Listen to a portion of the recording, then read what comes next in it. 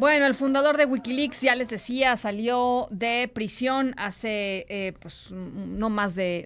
2 horas, Julian Assange, declarándose culpable de haber filtrado secretos de seguridad nacional de los Estados Unidos. Va a regresar eventualmente a Australia, que es de donde es originario, en virtud del acuerdo con el que pues terminó esta larguísima travesía en búsqueda de su libertad con el Departamento de Justicia. 15 años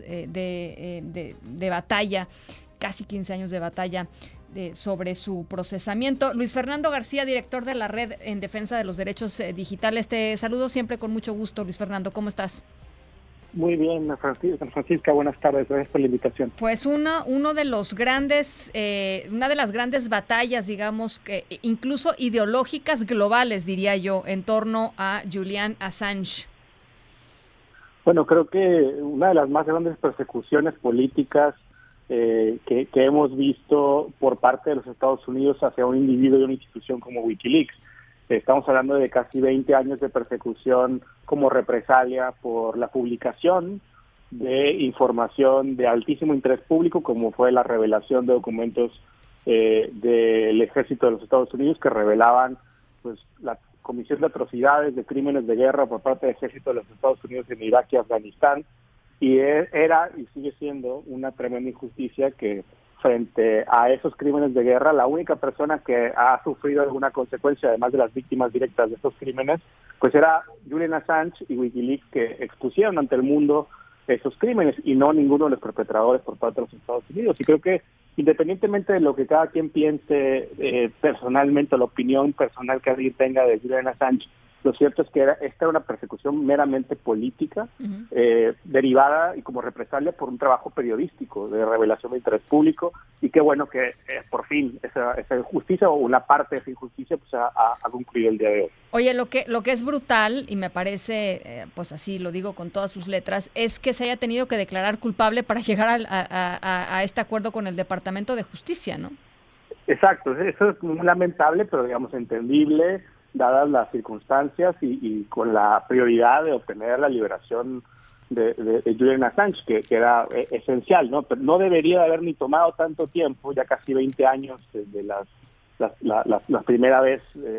primeras persecuciones, la necesidad de refugiarse en la embajada ecuatoriana, pasar años ahí, después salir de la embajada, ser detenido, estar en una prisión británica por más de 5 años.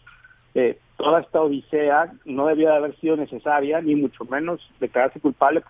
porque es importante aclarar a la audiencia que de lo que está siendo acusado, lo que estaba siendo acusado Julian Assange, era de espionaje, por ejemplo, siendo él ni siquiera un ciudadano estadounidense, ni siquiera estar en los Estados Unidos, y siendo acusado de una actividad pues, periodística, de publicar información de interés público, que además revelaba la comisión de crímenes internacionales, ¿no? Entonces, era una tremenda injusticia su reclusión y su persecución.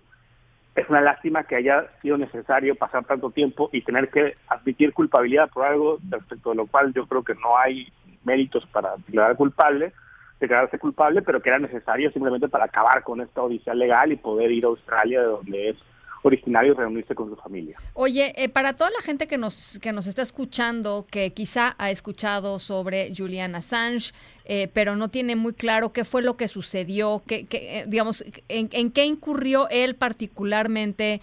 después de la revelación de estos documentos, como para que le haya pasado todo esto, ¿qué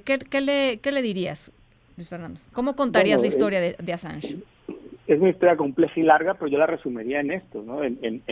Julian Assange es el director de Wikileaks, una institución dedicada a la publicación de información de interés público. Como parte de su labor periodística, obtuvo y procuró de alguna manera obtener de manera segura información filtrada por una persona militar de los Estados Unidos, Chelsea Manning, que reveló información interna y cables diplomáticos y otra información del ejército de los Estados Unidos que revelaba muchas violaciones a derechos humanos cometidas por los Estados Unidos, principalmente en Irak y en Afganistán. Publicó esa información, incluyendo un video que mostraba el asesinato de civiles por parte del ejército estadounidense, y eso conllevó una venganza, una verdadera persecución internacional de altísimo nivel por parte del gobierno de los Estados Unidos, que como venganza por haber sido exhibidos en la comisión de delitos, intentó por todos los medios acallar y